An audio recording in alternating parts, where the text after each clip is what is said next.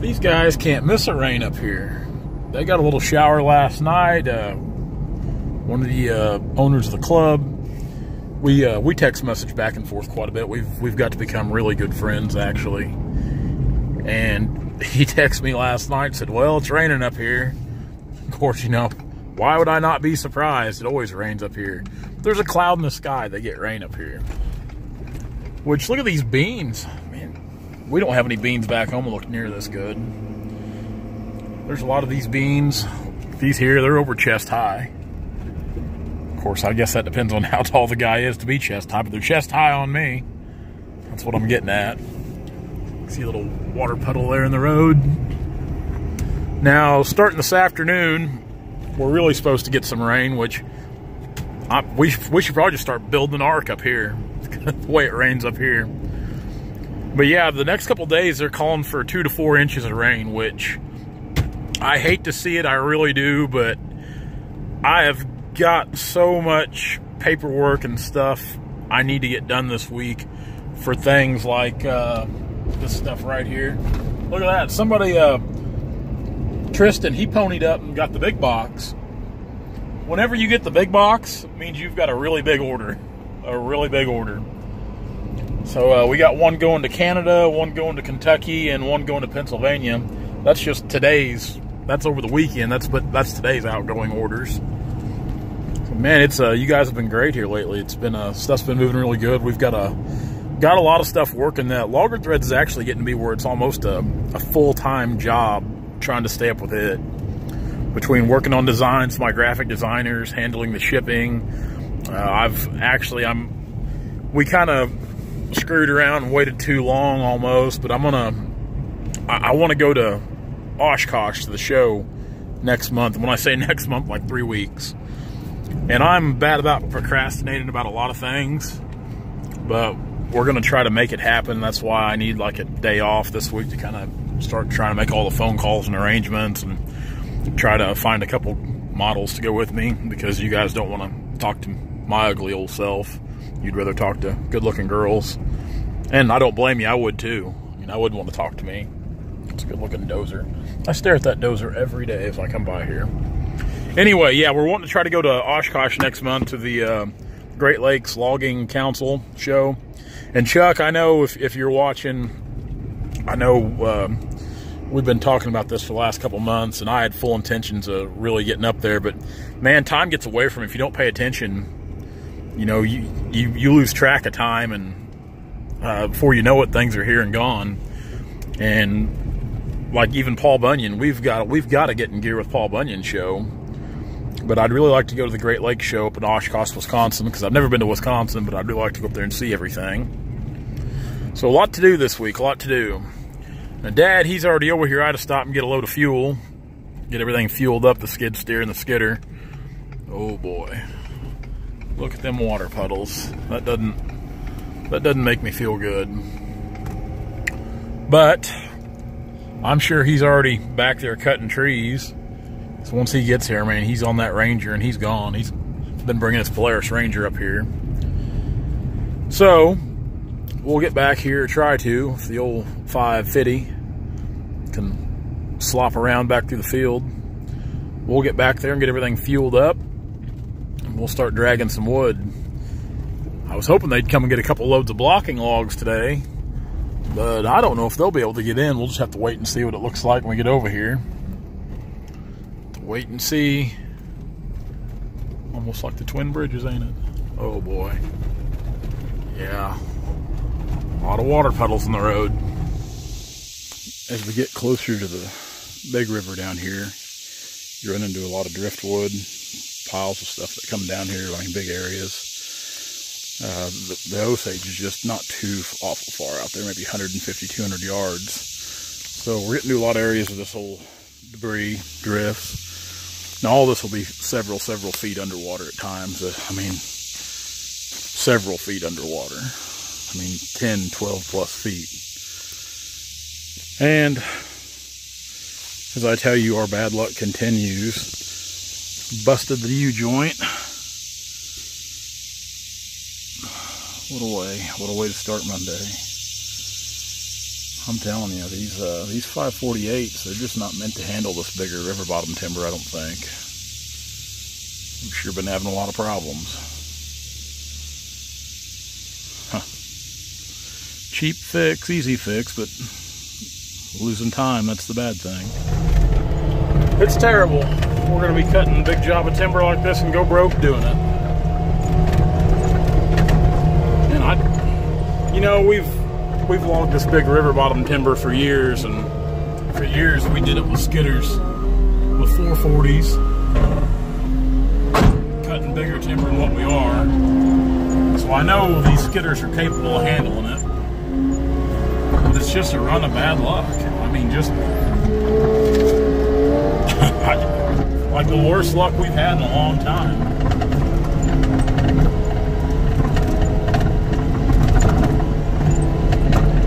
Like I said, it's not really a costly breakdown, but it's just the fact that you lose the time, and that's more times than not. That's, to me, that's worse than the breakdown itself, is losing the time. You know, we messed around last week with that flat tire on that skidder. Had a pretty solid weekend, or Saturday and Sunday, should I say. I was hoping to, you know, have a really good day today and have a good sale tomorrow.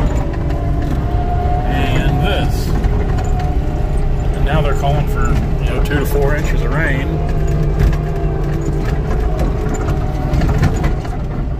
Life of a logger.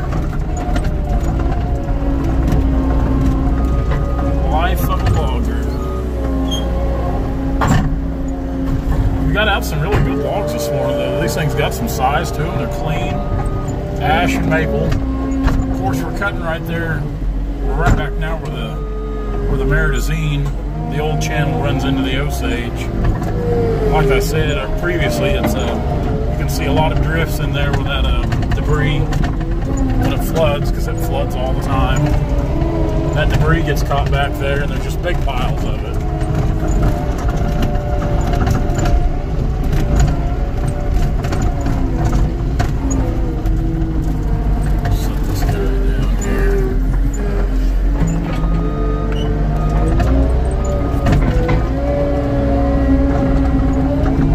So it's really good timber back there, but it's a long drag too. That's another. I'm in a complaining mood today. It's a long drag. It's really, as I was dragging today, I was like, man, like, we almost need to build another deck area back there, because we're going to be back there for a while. I mean, it's a big place. It's a big place, and we can keep using this deck area here for quite a while, and especially when we go straight south of it to cut more. Yeah, I don't know if I should try to get both of those or not. That's getting pretty ambitious. A little too ambitious. Now we just grab this big maple on this top here on this edge. Easy, girl. Thing bucks a lot. It's almost like we need to reprogram it. And I'm not bad-mouthing the Caterpillar here, but the throttle response is so touchy on this thing, or the control response. I know we're jumping from one subject to another, but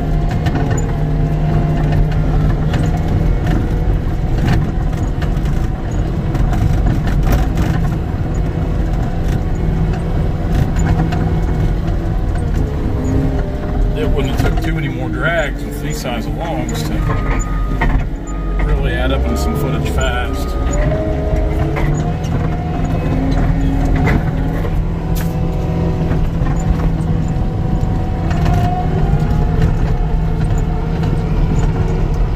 I wish those guys would haul some blocking logs. What I really wish they'd do.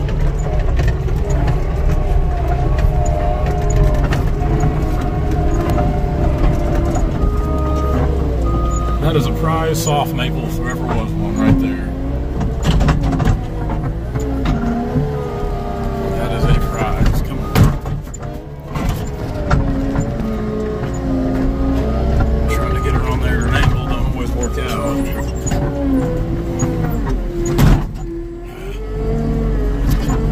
Trying to video and trying to sketch your, doesn't always work out. Oh, she wants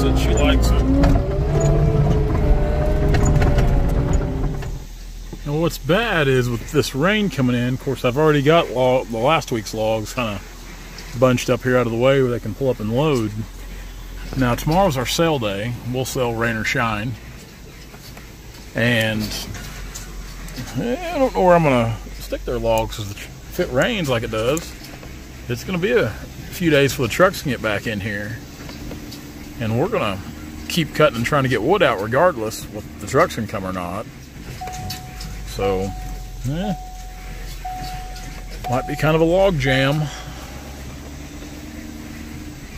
Might be kind of a log jam.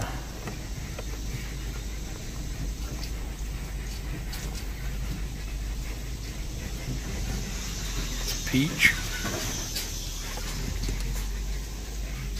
So much big timber on this place.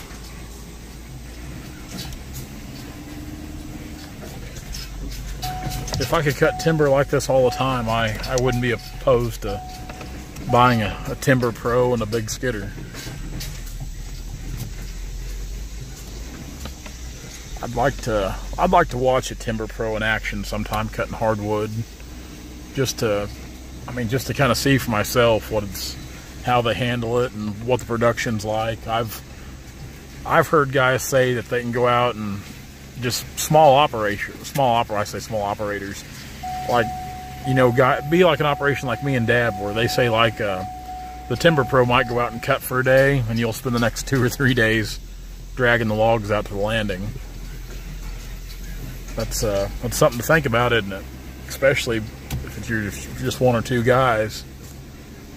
The uptime and, of course, the overall safety of it all, but working in climate-controlled environment, of course, it kind of makes you think like you're not really a logger anymore if you're not out braving the elements. You know, if you're sitting in a heated and air-conditioned cab, I mean, you're not really a logger. You're just kind of an equipment operator. I mean, you're cutting timber, I guess, in a sense, but I always think of loggers being just rough, tough individuals that, through the heat of summer and through the frigid, blistering cold of winter, they're out here knocking trees down. But at the same time, the thought of being in a big Timber Pro, that's a pretty good thought, isn't it? See you tomorrow, guys.